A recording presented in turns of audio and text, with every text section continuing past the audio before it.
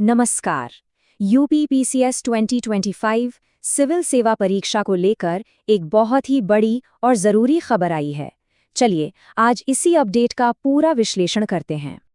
तो सीधे मुद्दे पर आते हैं और ये समझने की कोशिश करते हैं कि आखिर इस साल को एस्पिरेंट्स के लिए एक सुनहरा मौका क्यों माना जा रहा है। देखिए, जो सबसे बड़ी और सबसे अच्छी खबर है वो ये है कि इस बार पदों की संख्या में एक ज़बरदस्त बढ़ोतरी हुई है और इसका उम्मीदवारों पर सीधा और बहुत बड़ा असर पड़ने वाला है। जो जानकारी सीधे आयोग के सूत्रों से मिली है, उसके हिसाब से इस बार जो रिक्तियों की संख्या है वो करीब-करीब 920 तक पहुंच सकती है। ये वाकई में एक बहुत बड़ा नंबर है। अब ये जो 920 का आंकड़ा है, इसे ज़रा सही पर्सपेक्टिव में रखते हैं।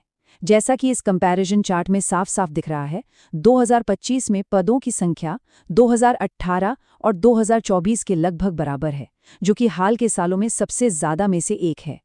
2019 से 2023 के बीच तो पद काफ़ी कम थे। तो इतनी बड़ी संख्या में पदों का साफ साफ मतलब यही है कि जो भी लोग तैयारी कर रहे हैं उनके लिए ये एक बहुत ही दुर्लभ और शानदार मौका है, जिसे हाथ से जाने नहीं देना चाहिए। अच्छा, वैकेंसी की बात तो हो गई।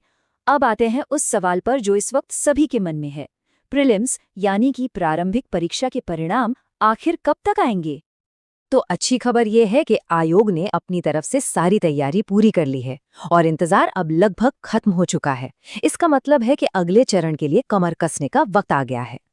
प्रीलिम्स के परिणाम इसी हफ्ते किसी भी दिन जारी हो सकते हैं और जैसे ही परिणाम आएंगे उसके फौरन बाद मेंस परीक्षा का शेड्यूल भी घोषित कर दिया जाएगा।